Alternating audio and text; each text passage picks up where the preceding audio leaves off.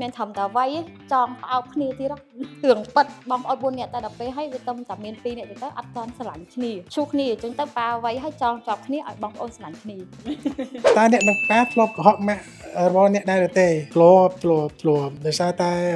ខ្ញុំឯប៉ាខ្ញុំចូលចិត្តមើលបដាល់ដូចគ្នាអញ្ចឹងកុហកគាត់ថាទៅជួបមិត្តភ័ក្តិនិយាយការងារតែប៉ុន្តែទៅមើលបដាល់ទេរឿងអ្វីដែលអ្នកធ្លាប់ធ្វើខុសចំពោះលើកឪពុកមានពីក្មេងធ្លាប់កិច្ចសាលាអត់ចូលរៀនកុហកប៉ាថាទៅរៀនរឿងអ្វីដែលអ្នកធ្លាប់ធ្វើខុសចំពោះប៉ាដូចជាអត់មានអីទេគ្រាន់តែកាលណាតូចធ្លាប់ថាទៅរៀនប៉ុន្តែអត់ទៅរៀ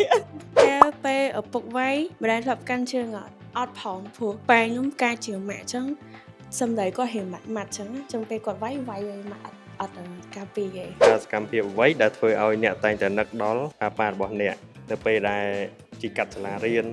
ហើយឃើញប៉ាមកយកកូននេះនឹកឃើញការពីនៅតូចតើអ្នកមានពាក្យក្នុងចិត្តអ្វីខ្លះចង់និយាយទៅកាន់លោកឪពុករបស់អ្នកពាក្យក្នុងចិត្តនិយាយទៅកាន់លោកឪពុកគឺ Happy Father Day ហើយជូនពរឲ្យប៉ាគឺមានសុខភាពល្អនិងមានអាយុកាន់តែវែងសូមជូនពរដល់ប៉ាឲ្យជួបផ្ទះតែរឿងល្អ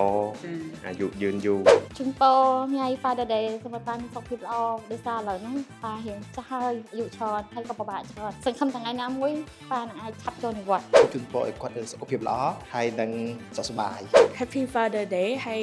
I wish 5ឆ្នាំទៀតខ្ញុំអត់នៅប៉ុណ្្នឹងឯងខ្ញុំនឹង growing ឲ្យប៉ែឃើញសូមជូនពរដល់លោកឪពុកគ្រប់រូបក៏ដូចជា